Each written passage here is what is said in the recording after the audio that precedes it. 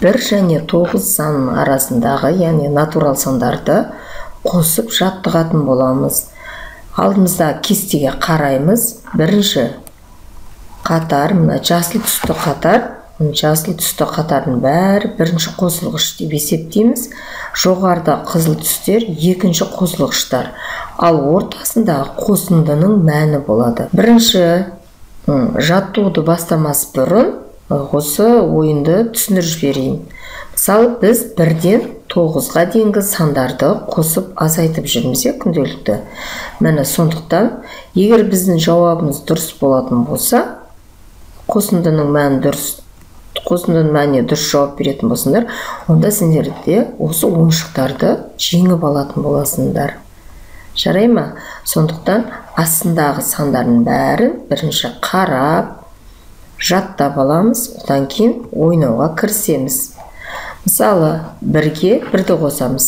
1-ге 1-ді қосамыз, кәні жауаптарында айтыңдар және жауапты салыстырамыз. Мысалы, бұлай. Міне жауап 2. Яғни 2-де жауап берсек, онда сен осы ойыншықты ұтып алдың. Келесі жауап 1-ге 2-ні қосамыз. Өте тамаша. 1-ге 3-ті қосамыз.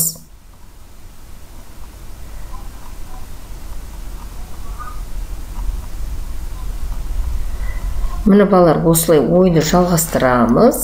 Енді 2-ге 1-ді қосамыз 3, 2-ге 2-ні қосамыз 4 деп кесте бойынша бірінші жаттап аламыз. Мысалы, 4-ге 1-ді қосамыз 5, 4-ге 5-ті қосамыз 9, 4-ге 6-ны қосамыз 10 деп осы кестені жаттап аламыз. Келесі кезекте жаттаған білімімізді тексеру үшін келесі кезекте бұлай ойынды жалғастырамыз. Міне балалар, сендер кестені жаттап алды деп ойлаймын.